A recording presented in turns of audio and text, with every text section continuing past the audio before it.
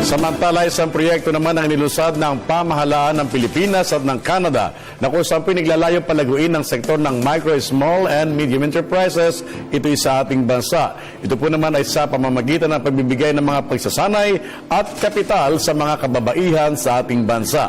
Nagbabalik si Sweden Velado. Kung dati ay limitado lang sa mga gawaing bahay ang nagagawa ng karamihan sa ating na ngayon ay patuloy nang tumataas ang kanilang presensya sa iba't ibang industriya, partikular sa pagnenegosyo.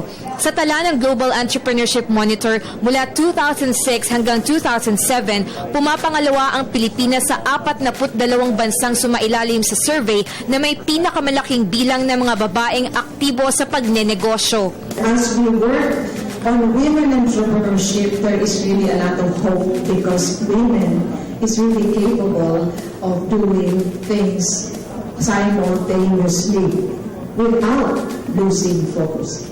Sa patuloy na pagsusulong ng gender equality ng Philippine Commission on Women, kaisa ang DOS, DOLE, DTI at gobyerno ng Canada, inilunsad ang 320 million peso project for women's economic empowerment.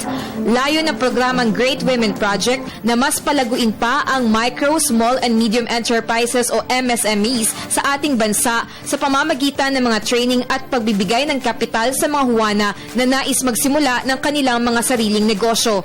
Tulad na lang ng bagobong si Vivencia Mamites na kumikita na ngayon sa pamamagitan ng paghabi ng makukulay na tela. Naniniwala ang pamahalaan at pribadong sektor na ito na ang tamang panahon para ma-develop ang entrepreneurial mindset ng mga Pinay na tiyak na may malaking maiaambag sa paglago ng ating Napapanahon din ang proyektong Great Women Project, lalo pat kabilang sa mga mahahalagang usapin na tatalakayin sa APEC sa Setyembre ay may kinalaman sa pagiging empowered, innovative at resilient ng mga huwana.